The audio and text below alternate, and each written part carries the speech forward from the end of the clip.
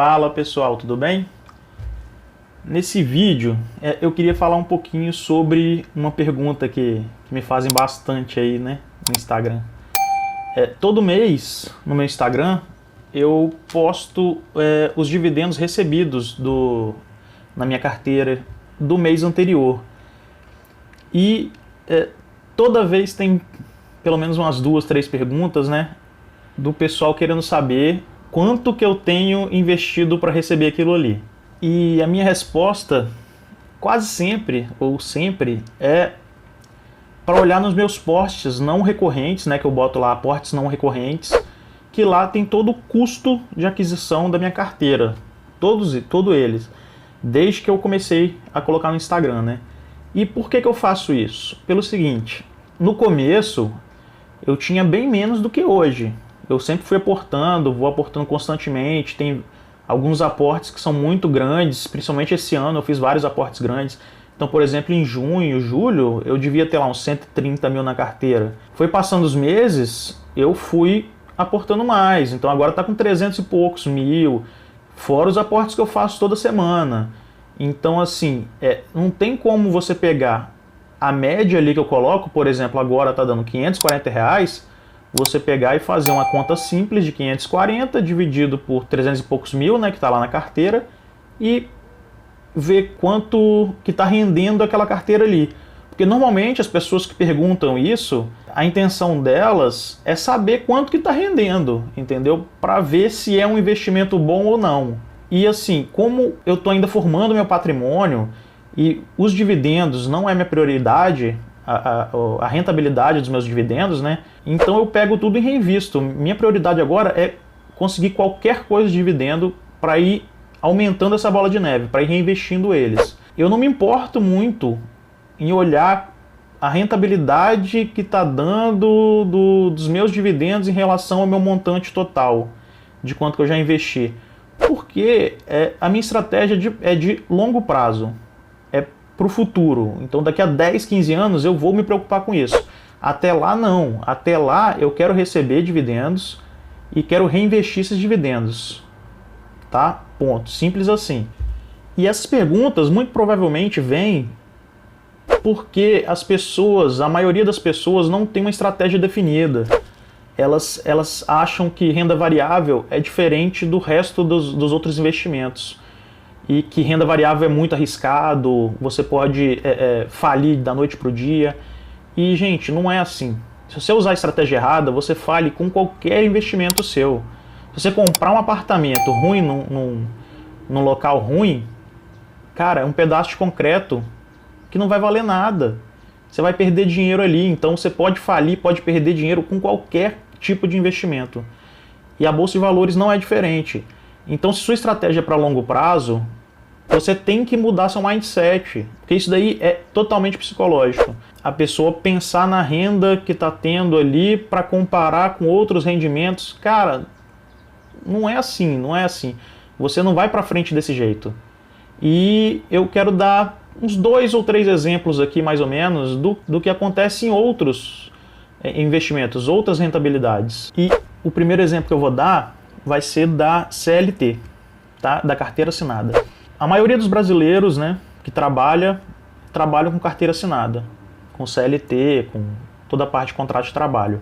Quando você é mandado embora, ou quando você vai aposentar, ou quando você vai comprar um apartamento, por exemplo, você consegue sacar o seu FGTS, né? Pegar o seu FGTS.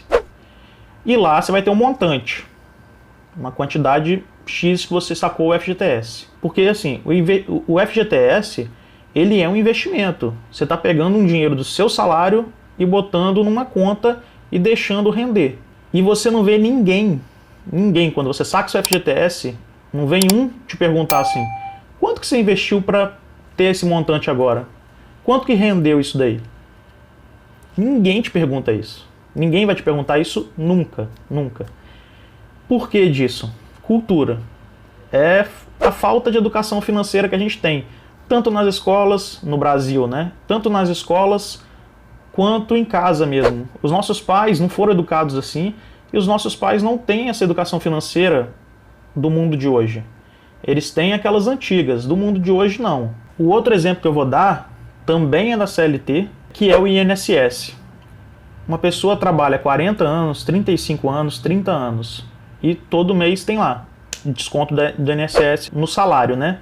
Uma pessoa que aposenta pela Vale, por exemplo. No Brasil tem muita gente, a gente sempre conhece, né? Alguém que aposentou pela Vale, pela CST, que aposentou, trabalhou lá anos na empresa e aposentou.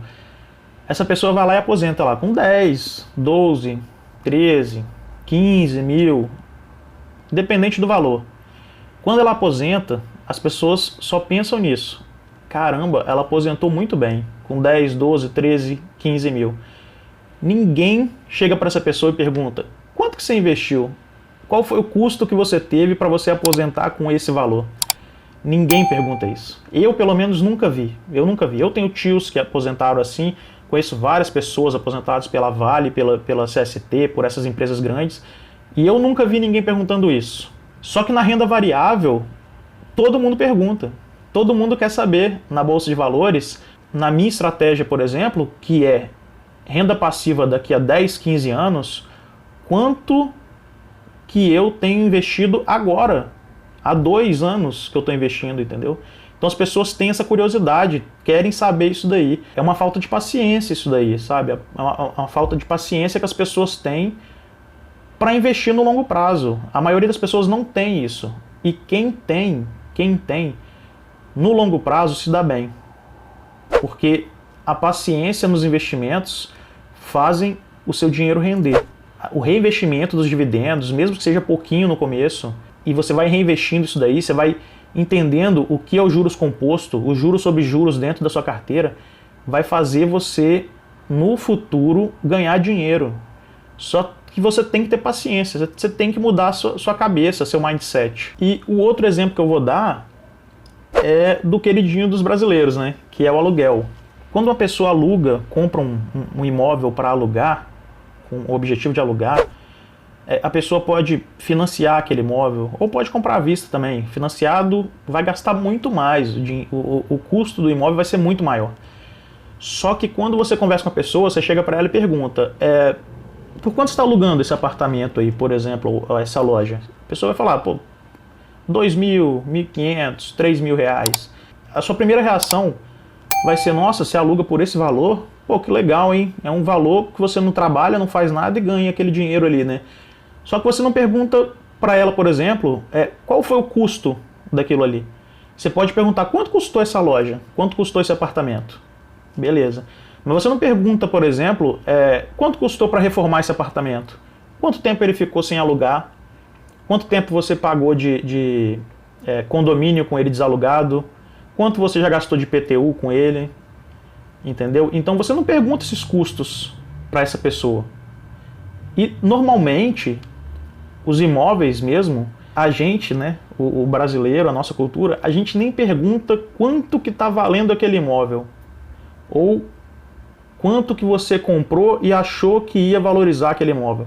Isso daí são perguntas que a gente não faz, né, nesses tipos de investimento, né? Então, assim, vocês viram aí que eu dei 3 exemplos, todos eles são investimentos. Quem pensa o contrário, tudo bem, pode pensar o contrário, mas são investimentos. É dinheiro que você pega, coloca em algum lugar para render, como forma de renda, para você receber depois. Então são investimentos. Cada um do seu jeito, cada um do seu estilo. E a gente não vê as mesmas perguntas que tem com a renda variável. Porque na nossa cabeça, na nossa cultura, a gente vê esses investimentos como seguros e a Bolsa de Valores não. Por quê? Porque a maioria do que a gente ouve da Bolsa de Valores é de gente comprando e vendendo ações. É de gente que já faliu, que já perdeu dinheiro porque comprou e vendeu ação errada. É até raro, né? Você, por exemplo, se você entrar nas mídias, se você ficar vendo televisão, os jornais, você ouve muito falar de renda fixa, tesouro direto, você vê muito de Bovespa, muito, tem muito. Todo dia tem lá: o Ibovespa subiu tanto, o dólar subiu tanto, o dólar caiu tanto, a Ibovespa caiu tanto. Mas raramente você vê alguém falando de dividendos. A palavra dividendos é muito rara de ser escutada, de ser falada. Você pode pegar no seu ciclo social aí. Eu, quando comecei a ver isso há 2 anos, Dos meus amigos, eu tinha um só que já tinha ouvido falar em dividendos. Apenas um. Do resto, ninguém nem sabia o que era dividendos. Entendeu? Então isso é educação financeira, é cultura, é cultural, não tem jeito. E nós que estamos aqui, por exemplo, se você tá no meu canal, eu acredito que você esteja no meu canal querendo aprender a montar uma carteira para longo prazo, visando receber dividendos no futuro.